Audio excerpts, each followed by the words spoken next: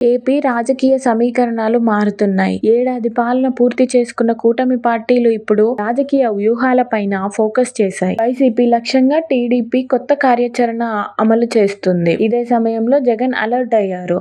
ఏడాది కాలం పూర్తి కావడంతో రాజకీయంగా తన ప్రణాళికలు అమలుకు సిద్ధమవుతున్నారు. అందులో భాగంగా కొత్తగా రాజకీయ వ్యూహకర్తను ఖరారు చేసినట్లు సమాచారం. 2019-2024 ఎన్నికల్లోనూ వైసీపీ కోసం ఐపాక్ పనిచేసింది. సారథులు మాత్రం మారారు. ఫలితాలు వేర్వేరుగా వచ్చాయి. దీంతో జగన్ రాజకీయ వ్యూహకర్త ఎంపికపైన ఆసక్తి నెలకొంది. కీలక పరిణామాలు 2019 ఎన్నికల ముందే ప్రశాంత్ కిషోర్ తో వైసీపీ ఒప్పందం చేసుకుంది. రాజకీయ వ్యూహకర్తగా ప్రశాంత్ కిషోర్ నాడు వైసీపీ గెలుపులో కీలక పాత్ర పోషించారు. జగన్ పాదయాత్ర, పార్టీలో చేరికలు, ఎన్నికల హామీలు, ప్రచార తీరు వెనుక ఉండి నడిపించారు. ఆ ఎన్నికల్లో జగన్ ఏకంగా 151 సీట్లు గెలిచారు. అయితే తర్వాత మారిన సమీకరణాలతో 2019లో అధికారంలోకి వచ్చిన తర్వాత ప్రశాంత్ కిషోర్ రాజకీయ వ్యూహకర్తగా పనిచేయనని ప్రకటించారు. తమిళనాడు, పశ్చిమ బెంగాల్ తర్వాత తాను ఈ విధుల నుంచి దూరంగా ఉంటానని వెల్లడించారు. దీంతో ప్రశాంత్